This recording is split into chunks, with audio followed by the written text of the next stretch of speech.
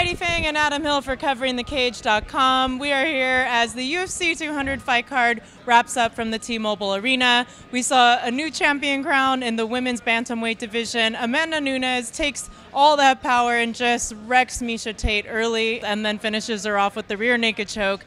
Adam, were you expecting this at all? Yeah, I think we talked about the fact that, all week you said Amanda Nunes has the power early.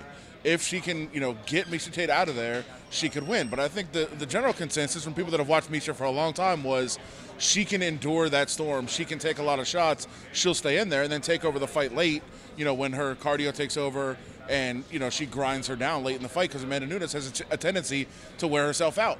It didn't happen because the first couple of punches were very hard, and they certainly got to Miesha. She was in trouble, and then, just worn down on the ground, and eventually she submits. But Amanda Nunes is the new champion, and all of a sudden, what was a title that looked like it was never going to change hands, nobody seems to want it anymore. It's changing hands every single time it's up for grabs.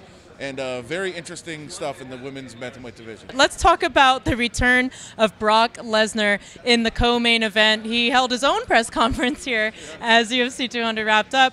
I kind of got the feeling, even though he didn't say it, that he actually is thinking about coming back and fighting again in the UFC. Would you think that that could be the case? Yeah, it seems that way because he was successful and he did seem to enjoy it so much. But I think there's another school of thought here with Brock, and that it aided him for so long that his career didn't end the way he wanted it to. He had the disease, it kind of weakened him, and he didn't perform the way he wanted. He lost 2 fights, and he was gone, and he had so many regrets about that. So while I think he did well enough, certainly, to come back and be, considered a force in the division, and while I think he somewhere deep down really wants to make that run, I think there's also a part of him that says, well, I could leave now and be really happy with how my career ended. So I think it can go either way.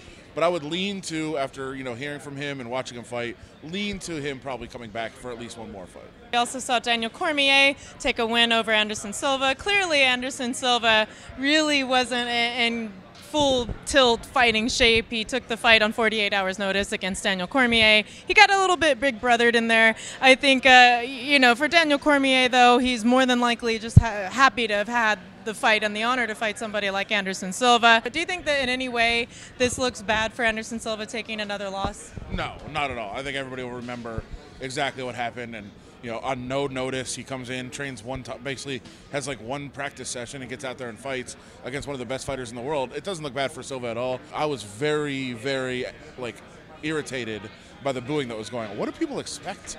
What did people think he was going to do? And Daniel Cormier comes out, he exchanges a couple times, and then takes Silva down. That's what he does. He's a wrestler. He's out there to win a fight, a huge fight that if he loses, really sets him back as far as marketability and drawing power down the road. People won't remember that he tried to give Anderson Silva a chance by standing. They'll remember that he lost to a guy that had no notice. It was ridiculous for anybody to expect anything different. He went out and won the fight. This is a sport, and that's what you're supposed to do. He won. And of course we had Jose Aldo, Frankie Edgar for the interim title in the featherweight division. Conor McGregor watching cage side as well. He was quite active there, keeping an eye on the action in that fight. But Aldo ends up taking the decision win. This time I think a much more clear win for Aldo than in their first fight. Where do you see, I guess, this going next? It has to be Aldo McGregor, right? Has to be, no matter what. I mean, if McGregor ever fights 145 again, that's got to be the next fight.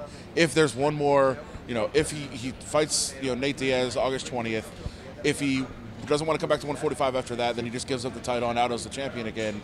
But if McGregor's ever going to fight 145 again, it'll be in that next fight after August 20th. He'll fight Jose Aldo, and Aldo looked really good. I was surprised. Frankie Edgar, ever since their first fight in 2013, has been on a tear, steadily improving, looking better and better.